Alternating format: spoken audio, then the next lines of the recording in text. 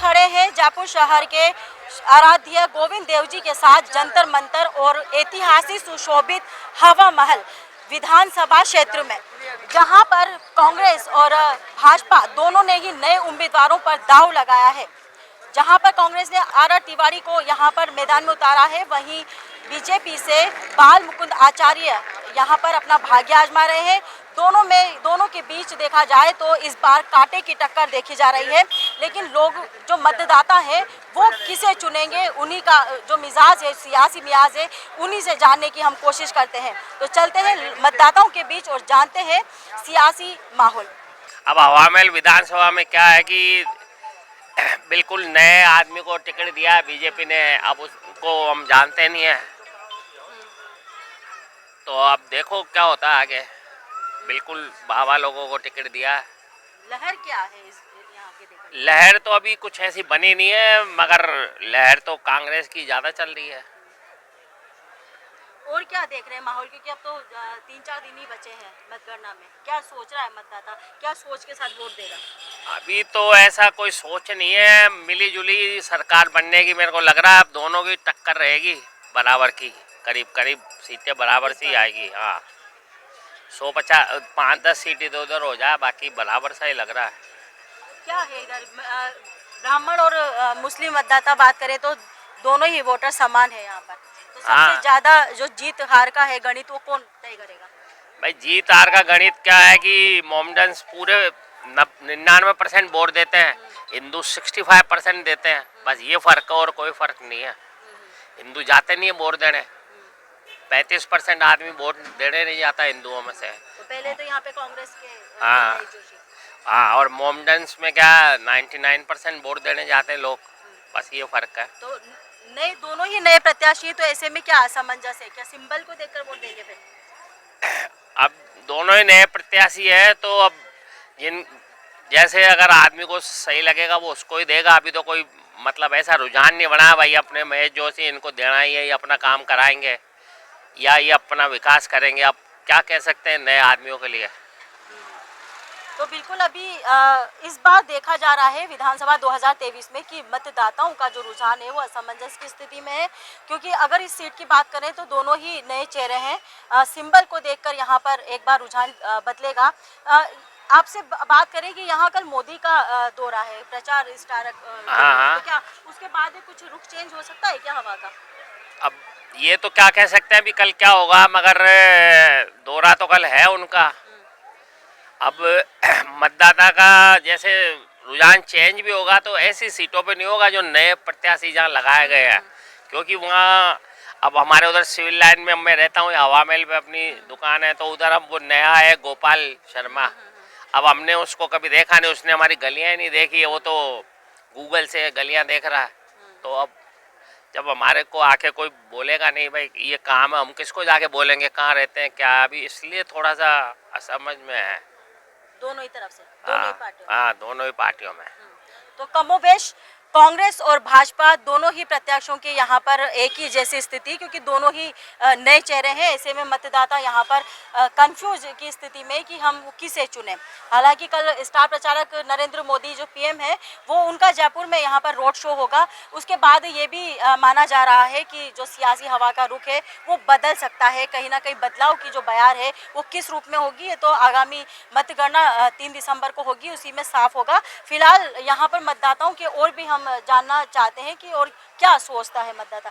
बढ़िया है, ये तो सीटें माहौल तो बिल्कुल अच्छा है, यहाँ पे कोई दिक्कत नहीं है, ना कोई लड़ाई झगड़ा है ना कुछ है, और आराम से लोग बाग रहते हैं करते हैं। दोनों तरफ से, दोनों तरफ की नई पार्टी हैं दोनों, तो जो भी होगा, जो अच्छा काम करेगा, विकास जो करेगा उसी को वोट देंगे।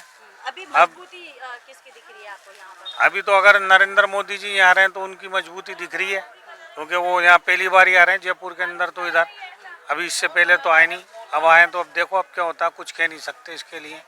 ऐसा है हवा महल क्षेत्र के अंदर इन्होंने एक नई आदमी को नए चेहरे को खड़ा किया है, जिसको लोग बहुत ही कम जानते हैं। एक्चुअली अगर पार्टी को देखा जाए तो बीजेपी की तरफ जाते हैं, और चेहरे को देखा जाए तो पुराने चेहरे की तरफ जाते हैं।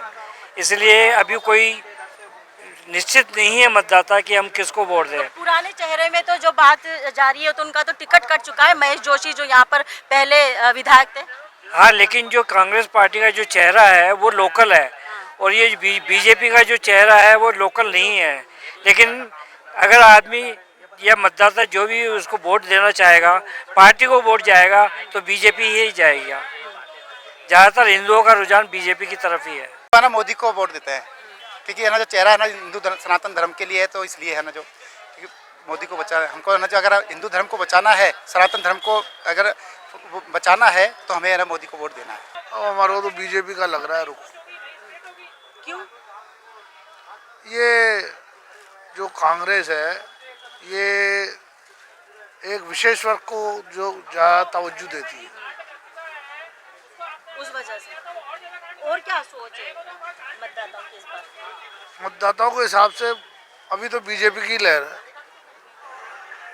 मुद्दे क्या है यहाँ पे? कोई समस्या कुछ इस विधानसभा क्षेत्र के? मुद्दे कुछ नहीं, एक खास वर्ग पे इनका ध्यान ज़्यादा है, तो ऐसा नहीं होना चाहिए। मतदाता तो जो अच्छा काम करेगा और जो विकास की बात करेगा तो उसी को चाहेंगे। तो कौन करे? किस तरह के दावे और वादे यहाँ पे नजर आ रहे हैं आपको? मैम दावे दोनों पार्टियां कर रही हैं, आप देखिए। और आप पर्सनली अगर मुझसे पूछने जाए तो भाजपा को देंगे वो जी। कारण? मैम भाजपा की जो केंद्र में जो सरकार है और जो राज्य में इनका जो एक मैनिफेस्टो आया हुआ है गारंटी का, वो देख के उस हिसाब से। मतलब क्या मन में क्या है मतदाता? बीजेपी भाजपा, बस भाजपा है, भाजपा को वोट देंगे। बीजेपी और जो काम अच्छा करे वही आना चाहिए। की बात करें तो क्या रुख नजर आ रहा है इस बार? देखिए मुझे तो यहाँ कांग्रेस से बेहतर मुझे नज़र नहीं आ रही।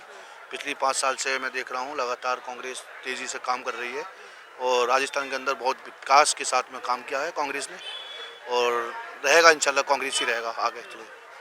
तो जो योजना है, जो गारंटी, उनकी तरफ मतदाता जा रहा है? हाँ, उनकी तरफ जा रहा है। और कांग्रेस के अंदर नई नई अब जो आ गई हैं, जैसे अशोक गहलोत जी यहाँ किसी हमें यहाँ पर काम किया है, सड़कों का, रोडों का यहाँ पर, और कांग्रेस आ रही है, बहुत तेज़ी से कांग्रेस आ रही है। अगर हम लोग कंपेयर करें पिछली गवर्नमेंट से और इस गवर्नमेंट से, तो हम लोग को बहुत सारी लगता है कि वैसी सेफ्टी नहीं है। इवन अगर हम लोग लोकलाइट्स हैं और अगर हम लोग रात को जा रहे हैं तो हम लोग को पर्टिकुलर एरियाज़ का ध्यान रखना पड़ता है कि इस पर्टिकुलर एरियाज़ में इस टाइम के बाद हम नहीं जा सकते, या इनफैक्ट डे टाइम में भी हमें इस एरियाज़ में अवॉइड करना चाहिए। तो ये सब चीज़ें नहीं होनी चाहिए। हम लोग जिस इतने सालों के बाद हम लोग हमारे देश में हम ये सब देखने के लिए नहीं है। राइट? बिल्कुल जी। आपने कहा कि बिल्कुल महिला सुरक्षित नहीं है, तो इसलिए आप बीजेपी को चुनेंगी, ऐसा क्यों? नहीं, मैं इसलिए नहीं चुनूंगी, इसके बहुत सारे कारण हैं बीजेपी को चुनने के लिए। देखो, महंगाई की बात कर लें, सुरक्षा की बात कर लें, एक होता है ना समानता का भाव जो होता है, समानता का भाव कर लें, बहुत सारी चीज़ें हैं जिसमें बीजेपी गवर्नमेंट सबसे ज़्यादा बेस्ट है। और अपनी सुरक्षा तो मोस्ट इम्पॉर्टेंट चीज़ होती है। लेडीज़ की सुरक्षा जहाँ नहीं होगी वो राष्ट्र आगे बढ़ेगा कैसे? कोई भी फेस्टिवल हो, हिंदुओं का फेस्टिवल होता है चाहे कोई भी हो, उसमें सब जाते हैं। हिंदू कम मिलेंगे आपको? हिंदू तो मिलेंगे, मुसलमान भी पहुंच जाएंगे, ठीक है। पर ठीक है, समानता का भाव है, सबको आना चाहिए, लेकिन फिर भी मैं ये कहूँगी कि बीजेपी की गवर्नमेंट ही आनी चाहिए। मैं तो उन्हीं सपोर्ट करूँगी, मोदी जी आएंगे। ज़्यादा कुछ नहीं कहना चाहूँगी, इतना ही कहेंगे, मोदी जी बेस्ट है, मोदी जी आएंगे। बिल्कुल, तो मोदी जी आएंगे। और महिलाओं की अगर बात करें तो यहाँ पर वही सबसे बड़ा मुद्दा सुरक्षा का देखा जा रहा है। महिलाएं बीजेपी शासन में अपने आप को खुद सुरक्षित महसूस करती है, ये महिलाओं का कहना है। अगर हवा महल विधानसभा सीट से हम यहाँ पे खड़े थे और हमने महिलाओं से भी रुझान लेने की कोशिश की। वैसे दोनों प्रत्याशी यहाँ पर नए हैं, लेकिन कांग्रेस के आर तिवारी जो हैं वो जयपुर जिलाध्यक्ष भी है, ऐसे में वो पुराना चेहरा माना जा सकता है।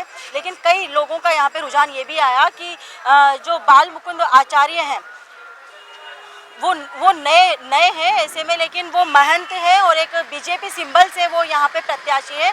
ऐसे में एक उनकी तरफ भी लोगों का झुकाव देखा जा रहा है। अब क्या होगा ये आने वाले समय में तय होगा, लेकिन यहाँ पर देखें तो ब्राह्मण और मुस्लिम मतदाता जो है वो दोनों वोटर्स की संख्या बराबर है। और यहाँ पर एक ट्रेंड ये भी चलता है कि एक बार कांग्रेस और एक बार बीजेपी, यहाँ पर ये क्रम देखा जा सकता है 2003 के बाद।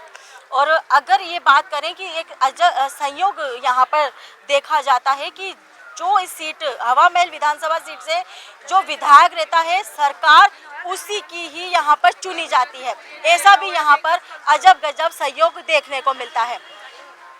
3 दिसंबर को मतदान है, क्या वोटर्स का रुझान रहेगा, दावे वादे कितना लुभा पाएंगे प्रत्याशी अपने वोटर्स को, ये देखने वाली बात होगी। लेकिन हवा महल विधानसभा क्षेत्र से हमने कई लोगों से यहाँ पर बात की है। आप जुड़े रहिए मॉर्निंग न्यूज़ इंडिया के साथ हमारे चैनल से।